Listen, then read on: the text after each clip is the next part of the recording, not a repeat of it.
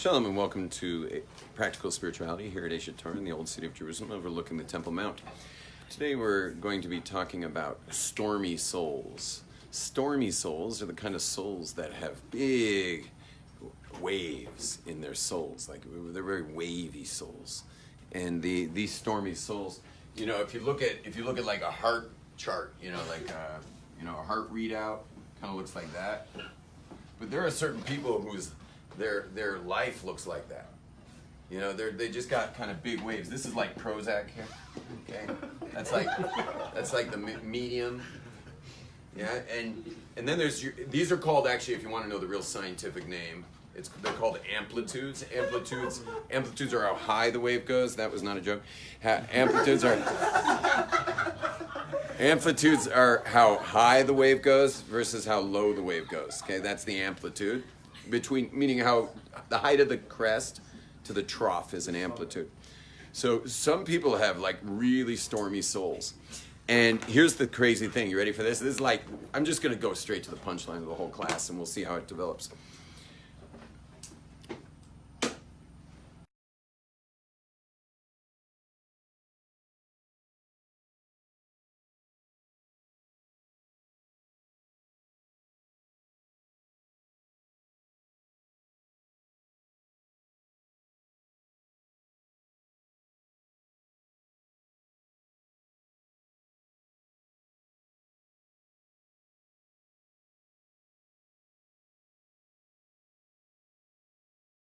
It's amazing how white noise just like, you don't even notice it, but it's like, it's freaking you out.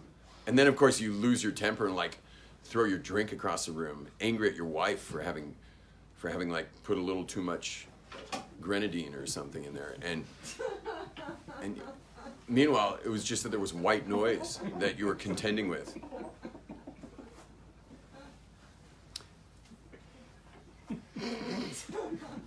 Now, they're very stormy souls. Here's the punchline. People make the horrible mistake. Listen carefully. Stormy souled people make the horrible mistake of trying to find the most stable person they can find to guide them to join their communities, or like they try to go to like the boringest place in the world. They try to go to like Passaic, New Jersey, or they try to go to what are some of those other New Jersey places? Teaneck. Oh, they try. Maybe if I moved to Baltimore, that would help. Or what if I moved to what if we moved to Lakewood? Or I mean, they're all in New Jersey, you know. And then of course there's what is that one in Chicago? Not Chicago.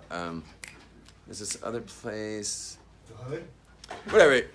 It seems they always have a lit fish community anywhere near these places. You know, like they always put some lit fish community. Lit fish communities love boredom. They love boredom. They thrive off boredom. You know, you put a chassid in a boring community, you know, it's just, they're gonna make trouble there. You know, you already see what's going on with Lakewood, you know. These days, you only hear about Tom's River, you know, and how much booze was at the Kiddush, you know. It's like, you sure you're talking about Lakewood? And they're like, it ain't Lakewood anymore, baby. It's Tom's River. And I don't know who the hell Tom is, man, but that boy can drink. So, anyway. They're introducing edibles at the Kiddush, you know. This ain't a litvish community, you know. So, so these stormy souls, what they try to do is go to stable people. Maybe if I join a stable community, hey, maybe I'll get a mashpia who's very stable. So the answer is that those people don't know what the hell to do with you. Okay? So what do? They just say, well, they came to me for my stability, so maybe I should just put a lot of stability into them, and like maybe we'll turn everything into vanilla. And then, you know, maybe then they'll be fine. And this class I could never teach if it wasn't for spending the last 27 years receiving people here and letting people go. Like 20 years ago, one of these Stormy Souls would say, "Yeah, I've got a new rabbi," and I'm like, "Who's your rabbi?" And they name Rabbi Vanilla, and I would just be like, I'd just be like, 20 years ago, I was just like, great, like one less person I will be worrying about, because it's been quite a worry. Because this person is an extremely stormy soul. The graph I did here doesn't touch this guy. This guy's like the frame doesn't touch him. I need like the whole wall and a can of spray paint to deal with this guy. And so if he went to Rabbi Vanilla, then great.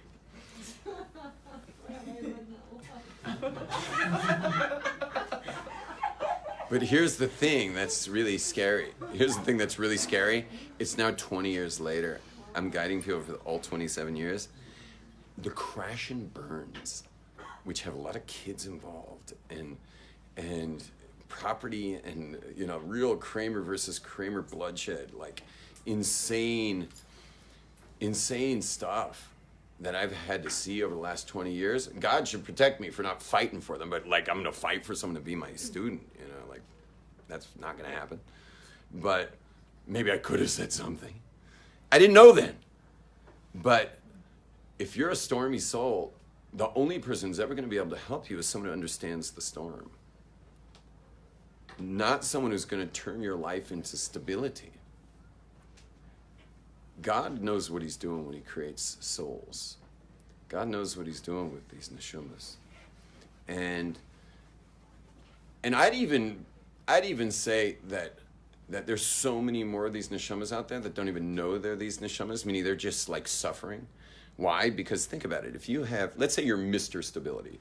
It's like Mr. and Mrs. Stability living in Lakewood. And they had, I don't know how many kids they had. Let's say they had a moderate family with 10 kids. A moderate-sized family, 10 kids. How are you going to make sure that all 10 kids don't have one of these, Hurricane Alley souls? How are you going to, can you guess these things? Like, how are you supposed to do that? And if you raise a kid like that, in that kind of structured environment where everything is like buttoned up like that, you're going to have one kid who's going crazy, like going out of his mind or her mind, and just like acting out in weird ways and probably getting depressed. No way to track that. How do you harness those kind of wave patterns in such a situation? And so it just winds up being roadkill. That's just roadkill. And here you got this holy neshama, because guess what? I got something to tell you about stormy neshamas. And you know what it is? That the amplitudes of someone's personality, like how high and low they go, that person comes from the genes of anyone who was a tzaddik in the family gene pool in the last 4 generations. It bleeds through the gene pool. Anyone who's a tzaddik in the last 4 generations of a family his genes now go into the family gene pool, and those genes can collect and land on one kid. And now this kid's got the soul of the tzaddik. Meaning this kid's got that storm system going on, because tzaddikim are stormy people. Tzaddikim are very stormy people. You go to Mansukkis, you need like kite string just to hold them down. You go to them on Tisha B'Av, you need a spatula just to peel them off the ground. They are riding the wave of the Jewish calendar. They don't have random swings. They're not randomly. It's like they're on Shabbos, they're like super high. Motzi Shabbos, they're like crashing through the worlds. They do not re-enter well, souls like this. They don't re-enter after Shabbos well. You probably know what I'm talking about, a bunch of you in this room. And you don't re-enter well Motzi Shabbos. By the way, this is my first Motzi Shabbos that I re-entered well. I don't know if I was still glowing from Purim, but I actually re-entered. Normally Motzi Shabbos, just keep your hands and feet away from my mouth. because I'm like, you don't want to be anywhere near me, Motzi Shabbos. Like, and the best thing in the world is if I get I get hired for a Malava Malka concert, just to keep me distracted, Motzi Shabbos. And sometimes they're like, so what do you take for a concert? I'm like, well, I take $500. And like, well, that's a little above our amount we can give you. You know, like, would you take $250? And I'm like, yeah. They're like, that was easy. Would you take $100? I'm like, would you pay us $100 to play a Malava Malka concert? I'm like, I'd probably pay you $500. We're already like, I'm getting a negative $500 for that concert. So, anyway, I'll do anything to be distracted on a Saturday night, you know, just to stay out of my own head in those situations. So these come down the generations. These neshamas come down the generations, and they can be born at a theater near you, man. They can come out of your own loins, and now you got one of these kids. And you may not be prepared for such a kid, but I'll tell you one thing's for sure, is that kid's going to need someone who knows how to deal with him so he can raise him up. These kids need a lot of Torah, but they're the hardest ones to get to sit. But only with Torah do they stabilize, these souls.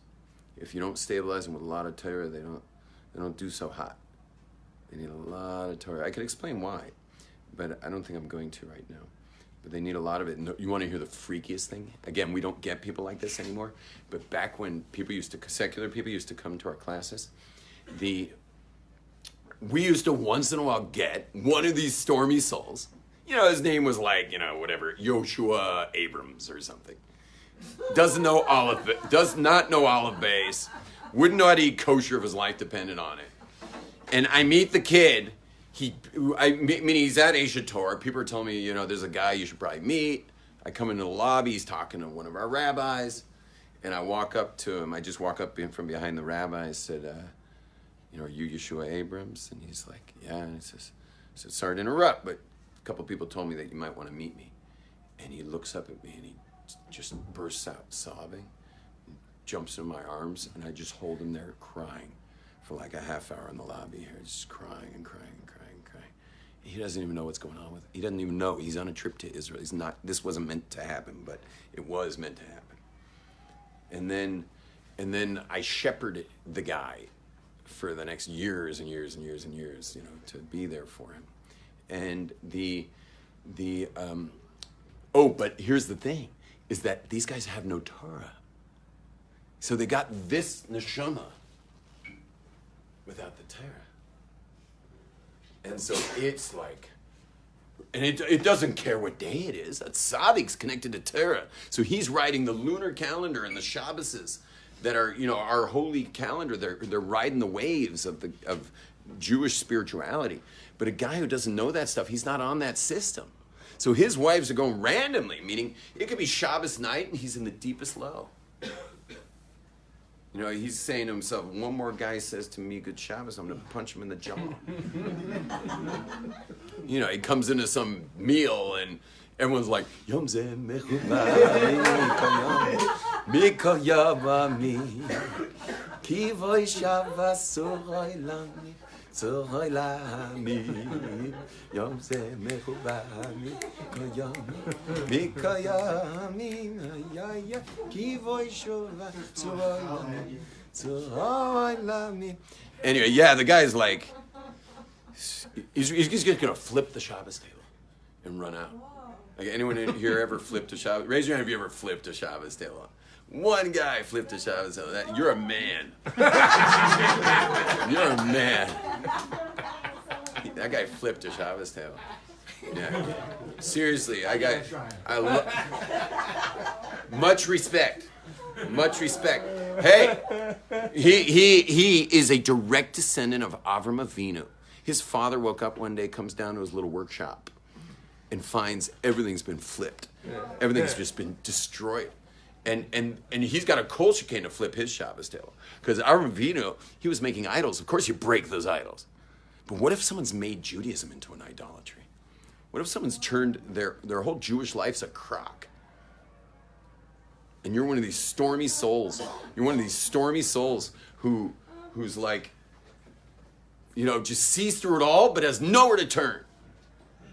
And so everyone, by the way, they're really good at making you the like bad guy.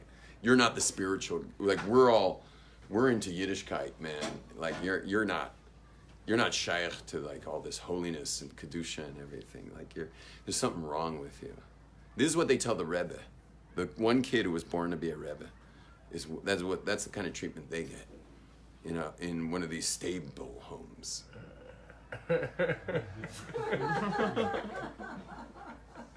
And you want to know something? They're really Rebbes, because I met a lot of these guys over the years, some really interesting characters who, let me know while we're doing whatever we're doing. And they let me know, like, later that night. They're like, by the way, I was raised Hasidish. And I'm like, what? We're driving around in some, like, $180,000 BMW, and he's just like, like the CEO of some insane startup, and like, he's just driving me back from like having jacuzzied in the most cool jacuzzi from like 2 a.m. to 4 a.m. And I got to get ready for the next day. And he's like, by the way, I was raised Hasidic, but he was put in a system that didn't allow for his soul. And the setup he was a table flipper. And so now, of course, why was he with me all night that night? He was with me all that night because he's finally realizing that, like, he doesn't have the hard drive. I mean, he has a hard drive, sorry. He doesn't have the software for the hard drive. You understand? He's missing context. He's a stormy soul without the context of Torah. Our stability, you want to stabilize someone with a stormy soul? Fill them with Torah. Fill them with Torah. Don't fill them with stability. Fill them with Torah. Let Torah be their guide. And there ain't nothing stable about Torah. I don't have to tell you guys that after Purim. Oh my gosh. Like, there is nothing stable about Torah. Torah is not stable. It's amazing how communities have tried to turn it into a thing of stability, because there's just nothing stable about Torah. And the more Torah you study, meaning it's very stabilizing, but it ain't stable. It ain't stable. It's not stable for work, because you got like holidays everywhere. It's not stable you got to choose certain professions even to like be able to celebrate as a Jew. It's just not stable. Our holiest day of the year, everyone's running around like madmen. This whole city went temporarily insane for 24 hours on its holiest day of the year. Which, by the way, shows you how stable Judaism is. Because think about it. I'm going to tell you a deep Torah right now. Think about it. If you were no offense if you're watching this live and you were in a place that didn't party the way we party here in Jerusalem, but if you can't laugh at your Yiddishkeit one day a year on the holiest day of the year, we're going to laugh at everything and make spoofs, and yeshivas put on plays and make crazy spoofs that are, crazy, making fun of things. And if you can't throw Judaism upside down one day a year, that means, listen to this, that means that you don't know what you're doing. You've turned Judaism into a religion. And now it's all about formality and conduct and stuff. And so you can't even, once you can't celebrate Purim anymore, if you can't be the guy under the table at your own Purim party, once you can't celebrate Purim anymore, you have lost the plot. Because a healthy person is someone who knows how to laugh at himself. That's a healthy person. And a healthy Jew is a person who can just let it all go one day a year and just laugh at it all and just make everything into the craziest, bedikasa de kedusha, like a holy joke, and turn it all on its head one day. If you can't do that anymore, that means you're no longer part of things. Like, you're out. You're out. And I'll finish that with just a quick story. I was down at the Kotel praying Friday night, and I had a bunch of Aish guys running around, like, doing outreach and stuff. They finally find a guy. Everyone these days is frum, so they finally find a guy. They finally find a guy who wasn't frum. He's wearing one of those temporary kippas, that you get in the box. So my students are so excited. They find this guy. They bring him over to me. They're like, Rabbi Yom Tov, You know, and I'm just like, yeah. And they're like, we brought you this guy, you know, talk to him. And they're all around him, you know, and he doesn't know what's going on. So I say to him, my students, I say, you brought me a Mormon. And my students are, what? And the guy's like, how'd you know I was a Mormon? And I said, I could see you never had a drop of alcohol your whole life. He says, that's not a good thing? And I'm like, I don't trust people who don't drink alcohol. And he says, why not? It's because you don't know how to laugh at yourself. Shalom, everyone. Guten Purim. That was just